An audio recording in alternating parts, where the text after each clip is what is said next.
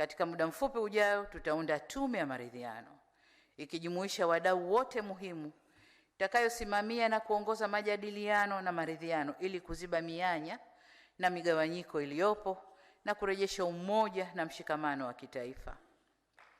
Naomba nikumbushe kuwa nia ya kuwa na tume ya maridhiano ilikuwepo hata kabla matukio ya Oktoba 25, na ni moja ya ahadi zangu nilizoziahidi kutekeleza ndani ya siku 100 za kwanza.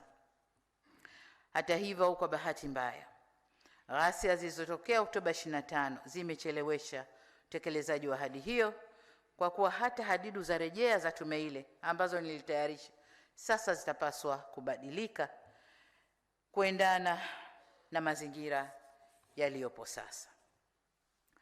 La pili tutakalofanya ni baada ya tume ya maridhiano kuwasilisha ripoti yake, maoni na mapendekezo yatakayowasilishwa ndio yatakayoelekeza au yatakayoelekezwa kwenye mchakato wa kurekebisha katiba ya nchi. Tatu, kwa kuwa ripoti imebainisha kuwepo kwa viashiria vya jinai kuhusu matokeo yale, tutaunda kama nilivyosema chombo maalum cha upelelezi kwa maana criminal investigation kwa ajili ya kufanya kazi iliyopendekezwa na tume. Ripoti ile au chombo kile kitaangalia masuala yaliyobainishwa na kubaini waliohusika katika kupanga, kuratibu na kufadhili matukio ya ghasia au vurugu. Lakini vile vile watajielekeza kubaini wahusika wa matukio ya uhalifu, kwa sababu kuna vurugu, kuna na uhalifu. Kuna wale wote ambao walikuwa wanavunja maduka, kuvamia na kuiba, tutajielekeza huko.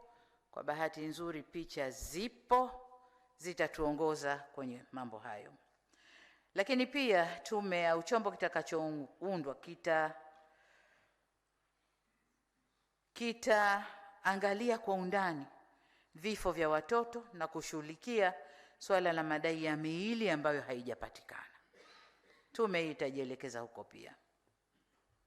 Tume itajielekeza pia kwenye masuala ya wanaodaiwa kutekwa na ambao taarifa zao hazijapatikana.